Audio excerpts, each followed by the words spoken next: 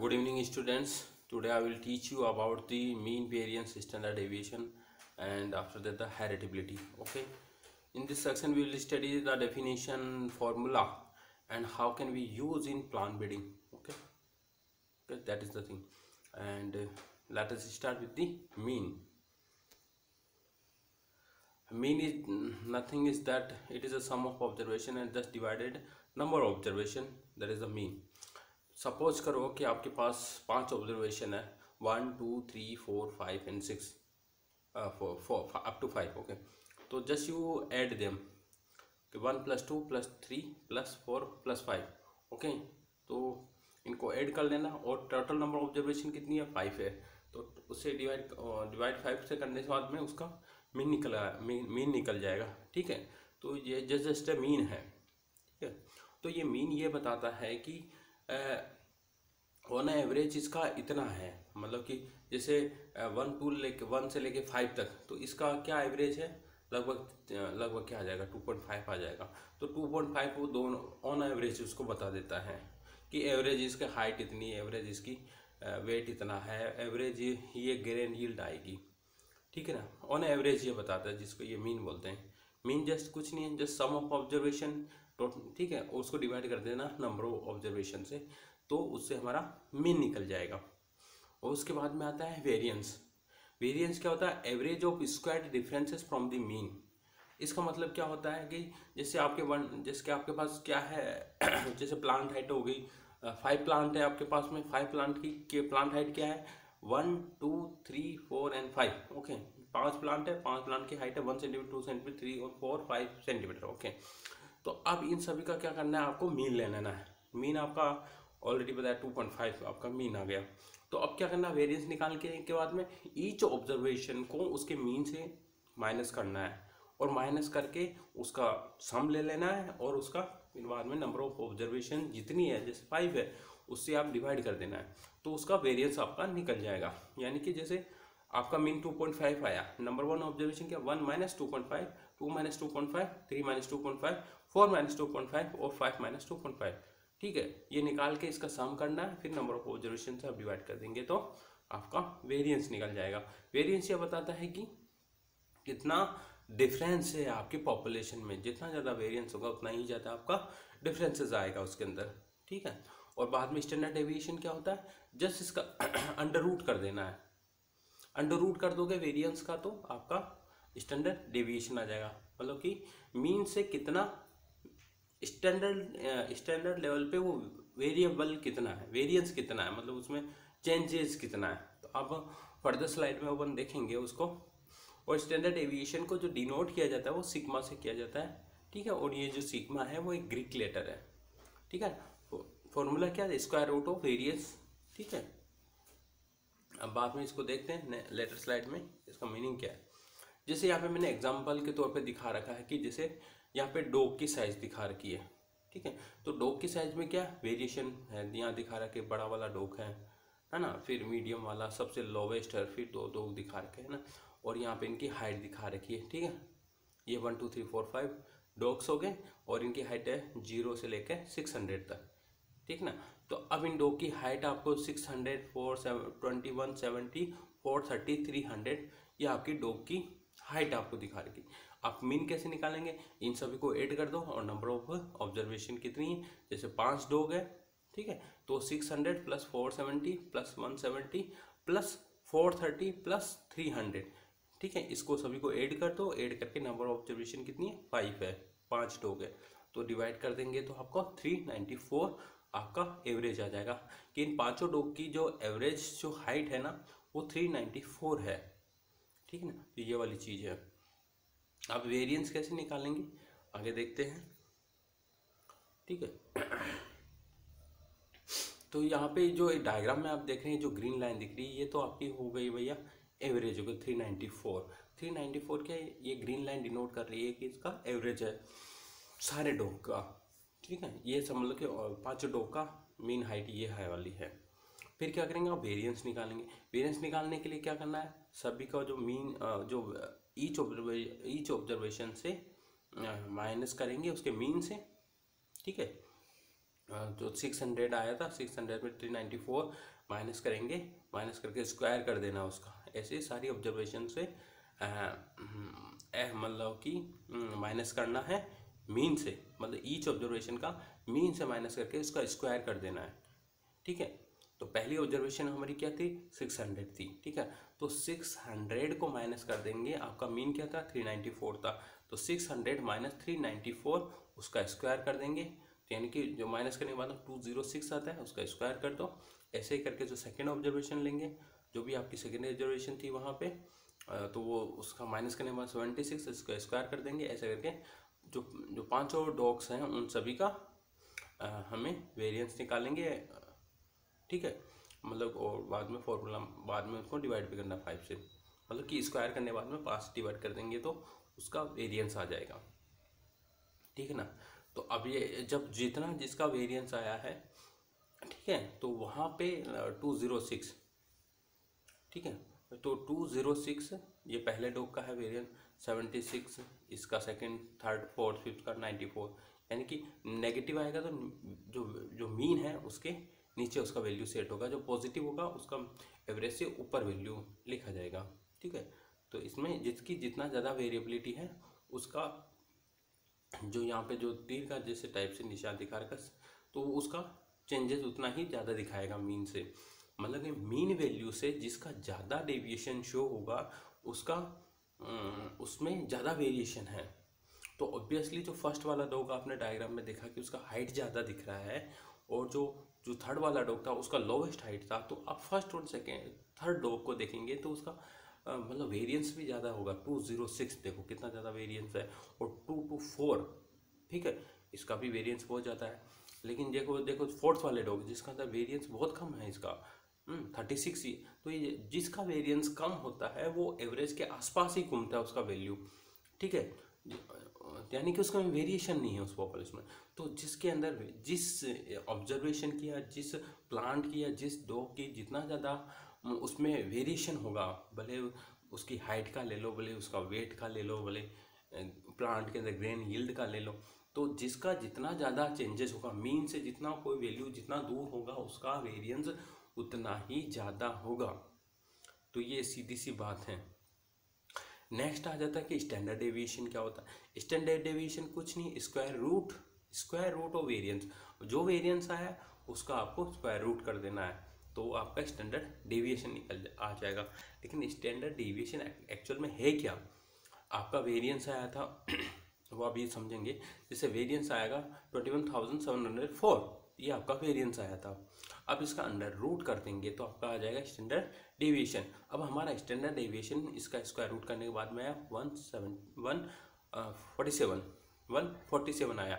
ठीक है, तो ये 147 आपका स्टैंडर्ड डेविएशन है। तो अब ये जो स्टैंडर्ड डेविएशन ये बताता है कि मीन से 147 ऊपर और 147 नीचे, यानी पॉजिटिव डायरेक्शन, नेगेटिव डायरेक्शन। तो इतना स्टैंडर्ड वेरिएबिलिटी है उन 5 डॉग्स के अंदर, स्टैंडर्ड लेवल पे उसकी इतना वेरिएबिलिटी है। ठीक है, मतलब ऊपर की साइड भी, नीचे की साइड, यानी पॉजिटिव डायरेक्शन, नेगेटिव डायरेक्शन, यानी कि मीन से नीचे भी, मीन से ऊपर, इतना स्टैंडर्ड वेरिएबिलिटी है सभी के अंदर। तो इसके अंदर ये सारे डॉग्स आपके आ रहे हैं, इसके अंदर लगभग स्मॉलेस्ट वाला भी आ रहा है, लार्जेस्ट वाला भी आ रहा है। ठीक है, ठीक है, मतलब कि ये बताता है कि पॉपुलेशन में नॉर्मल है या पॉपुलेशन, या नॉर्मल पॉपुलेशन से वो जो भी पॉपुलेशन आपकी दूर जा रही है। ठीक है, तो कई सारे कोई कभी कभी क्या होता है, कोई ऑब्जर्वेशन है ना, या कोई किसी प्लांट की हाइट होगी, गेन यील्ड हो गया, या सीड वेट हो गया, तो वो स्टैंडर्ड डेविएशन से कई बार दूर चले जाता है, उसकी जो रेंज में आता है नहीं 19, जैसे यहाँ 147 है, तो 147 की रेंज के अंदर सभी की सभी डॉग्स आ रहे हैं। ठीक है, लेकिन कई बार क्या होता है कि 147 की रेंज के अंदर कुछ प्लांट, या यहाँ पे कुछ मान लो कि ज़्यादा डॉग्स और लेंगे तो वो उसकी रेंज के अंदर आएंगे नहीं, है ना, उसकी हाइट नहीं आएगी, उसकी वेट नहीं आएगा, उसका यील्ड नहीं आएगा, है ना। तो ये हमारे को ये चीज़ बताता है कि वो नॉर्मल है या पॉपुलेशन नॉर्मल से दूर है। ठीक है ना, तो ये वाली चीज़ है।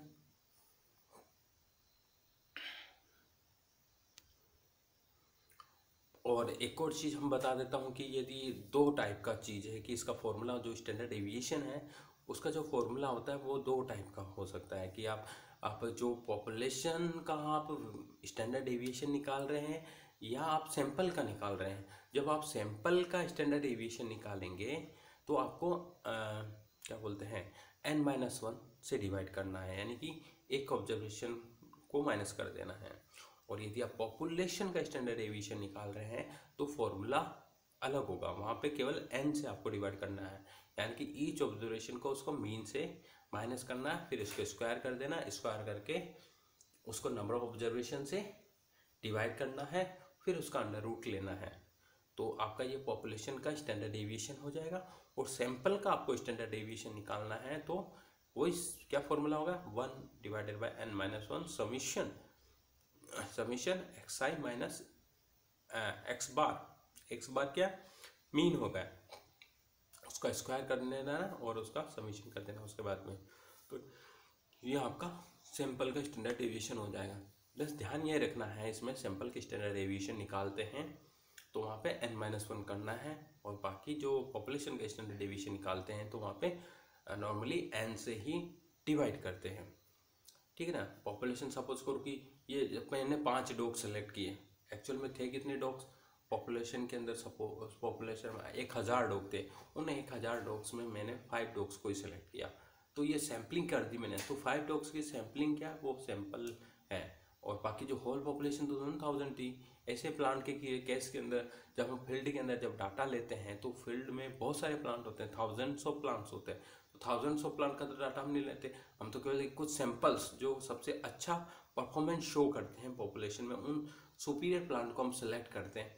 तो हम सेलेक्ट करते हैं तो उस सेंस के अंदर हम क्या निकालते हैं, सैंपल का स्टैंडर्ड डेविएशन निकालते हैं, यानी कि उस समय स्टैंडर्ड डेविएशन निकालने टाइम n-1 से डिवाइड करना है, नहीं कि n से डिवाइड करना है। तो ये बहुत ध्यान रखने की बात होती है। तो ये वाली चीज़ है।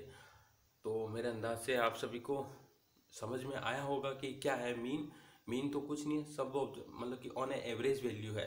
और वेरिएंस क्या है उसमें चेंजेस कितना है पॉपुलेशन में, टोटल चेंज कितना है उस पॉपुलेशन में उसको बताता है। स्टैंडर्ड डेविएशन क्या मतलब स्टैंडर्ड वेरिएशन कितना है उस पॉपुलेशन के अंदर। ठीक है ना। तो ये नॉर्मल सी ये चीज़ें हैं, फॉर्मूला आपको बता ही दिया। ठीक है। अब ये नेक्स्ट ये देखते हैं हेरिटेबिलिटी क्या होता है। हेरिटेबिलिटी का मतलब होता है कि कितना जो जेनेटिक कंपोनेंट है वो नेक्स्ट जनरेशन में ट्रांसफ़र हो रहा है।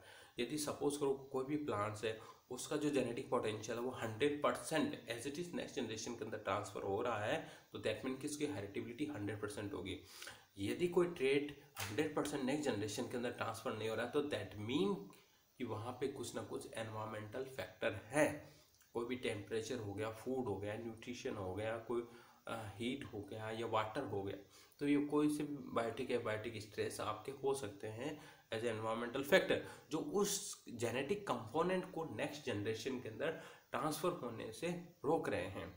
ठीक है। तो आपका जो टोटल फिनोटाइप होता है, तो टोटल फिनोटाइप इक्वल टू होता है genotype component plus environmental component. ठीक है। तो जो टोटल फिनोटाइप आ रहा है जीनोटाइप प्लस एनवायरमेंट कंपोनेंट से आ रहा है। जीनोटाइप क्या है उसका जेनेटिक कॉन्स्टिट्यूशन जो कि डीएनए पे लेवल पे वो जीन है, और एनवायरमेंट क्या है आपका बायोटिक स्ट्रेस हो सकता है आपकी टेम्परेचर हो गया, टेम्परेचर हो गया, हीट हो गया, वाटर हो गया, न्यूट्रिएंट हो गया, मतलब न्यूट्रिएंट के हाई भी हो सकता है, लो भी हो सकता है, टेम्परेचर हाई भी हो सकता है, लो भी हो सकता है, वाटर हाई भी हो सकता है, लो भी हो सकता है। वाटर हाई हुआ तो वाटर लॉगिंग होगी, वाटर लो हो गया बिल्कुल ही नहीं है तो ड्रॉट पड़ गया, ज़्यादा टेम्परेचर तो हीट आ जाएगा, मतलब बहुत ज़्यादा टेम्परेचर तो हीट हो गया, टेम्परेचर लो हो गया तो वो कोल्ड हो गया। तो इस हिसाब से ये एनवायरमेंटल फैक्टर होता है। तो ये हाई टेम्परेचर हो गया, फूड हो गया या न्यूट्रिएंट हो गया, अब न्यूट्रिएंट ज़्यादा मिल गया तो न्यूट्रिएंट की टॉक्सिसिटी हो जाएगी प्लांट्स के अंदर, तो प्लांट का जो परफॉर्मेंस है, जो एक्चुअल में जो उसका परफॉर्मेंस है जेनेटिक लेवल पे, वो उसको शो नहीं होगा। तो शो नहीं होगा तो क्या होगा, प्लांट का अपना परफॉर्मेंस नहीं दिखाएगा नेक्स्ट जनरेशन के अंदर। तो नहीं दिखा रहा है तो उसका क्या होगा, हेरिटेबिलिटी रेड्यूस हो जाएगा। ठीक है। तो इसलिए हेरिटेबिलिटी क्या है, heritability is the ratio of genetic variation from the total phenotypic variance. ठीक है। और जो फिनोटाइपिक वेरिएंस किससे बना होता है, genotypic variance plus environmental variance से बना होता है। और यहाँ पे हेरिटेबिलिटी कम से कम हो जाएगी जब एनवायरमेंट का इफेक्ट ज़्यादा से ज़्यादा होता है तब। ठीक है, तो इसलिए इसको बोल सकते हैं it is a ratio of genetic variance upon phenotypic variance. और दूसरा बोलते हैं how much genetic components transfer to the next generation. ठीक है, और how much genetic variance transfer to the next generation from the total phenotypic variance. तो ये वाली चीज़ है, ये हेरिटेबिलिटी होते हैं। तो यही चीज़ आपको फॉर्मूला ध्यान रखना है, इसका डेफिनेशन क्या है और इसका थोड़ा सेंस क्या है, प्लांट ब्रीडिंग में यूज़ क्या है। तब प्लांट ब्रीडिंग में इसका यूज ये है कि जिस ट्रेड की हेरिटेबिलिटी जितनी ज़्यादा होगी वो हमारे लिए उतना ही यूजफुल है। ठीक है, प्लांट ब्रीडिंग में आपको सपोज करो कि जीन ट्रांसफर करना बेक्रोस मेथड के थ्रू। ठीक है ना, डोमिनेंट जीन हो या रिसेसिव जीन हो उसको ट्रांसफर करते हैं। यदि वो आपका जीन का यदि हेरिटेबिलिटी हाई नहीं होगा तो वो जीन का कुछ यूज ही नहीं है। ठीक है, उस जीन का यूज नहीं है, मतलब यूज नहीं है, मतलब उस क्रॉसिंग प्रोग्राम में उसका यूज नहीं। यदि उसका जब वो नेक्स्ट जनरेशन के अंदर अपनी परफॉर्मेंस को वो शो ही नहीं कर रहा है, सपोज करो कि डिजीज रेजिस्टेंस का जीन हम ट्रांसफर करने जा रहे हैं और वो अपनी परफॉर्मेंस को वो बेक्रॉस 1, 2, 3 में यदि वो शो ही नहीं कर रहा है तो हमारा क्या यूज है, हमारे को दिखाई नहीं दे रहा है उसका वेरिएबिलिटी क्या है, वो उसका परफॉर्मेंस क्या है। तो इसलिए हेरिटेबिलिटी हाई होना जरूरी है। जो भी ट्रेड आप ट्रांसफ़र करने जा रहे हैं या सिलेक्शन के अंदर जो ट्रेड आपका ऑब्जेक्टिव है वो सिलेक्शन में आना चाहिए। ठीक है, तो इसलिए हम क्या आरबीडी डिज़ाइन या सीआरडी डिज़ाइन या जो भी लैटिन स्क्वायर है, स्प्लिट प्लॉट, स्ट्रिप प्लॉट, बहुत सारी जो डिज़ाइन है उसमें क्या हेरिटेबिलिटी को बढ़ा दिया जाता है। कैसे बढ़ा दिया जाता है कि वहाँ पे हम क्या करते हैं, हम जो एनवायरमेंटल फैक्टर है उसको रिड्यूस कर देते हैं, ब्लॉकिंग कर देते हैं, रेप्लिकेशन लगा देते हैं। तो वहाँ पे क्या एनवायरमेंटल फैक्टर कम हो जाता है। एनवायरमेंटल फैक्टर क्या जैसे कम हो जाता है एक्चुअल उसका जो जेनेटिक पोटेंशियल है, एक्चुअल जो जेनेटिक परफॉर्मेंस है उस प्लांट की या उस वेराइटी की या उस ट्रेड की, वो उसमें फिर हमें दिखाई देती है। तो ये मैनिपुलेशन के तरीके हैं जिसको हम मैनिपुलेट कर सकते हैं, रेप्लिकेशन बढ़ा के, ब्लॉकिंग करके, इस टाइप से लोकल कंट्रोल से भी करते हैं। ठीक है, तो ये वाली चीज़ें हेरिटेबिलिटी का मतलब ये। ठीक है ना, तो ये वाली चीज़ है। तो थैंक यू स्टूडेंट्स। ये सिंपल सी चीज़ है, मीन क्या है, वेरिएंस क्या, स्टैंडर्ड डेविएशन और हेरिटेबिलिटी क्या। आई थिंक आपको समझ में आ गया। फिर भी आपको कुछ समझ में नहीं आया तो आप मुझे मैसेज कर सकते हैं। Okay, thank you so much.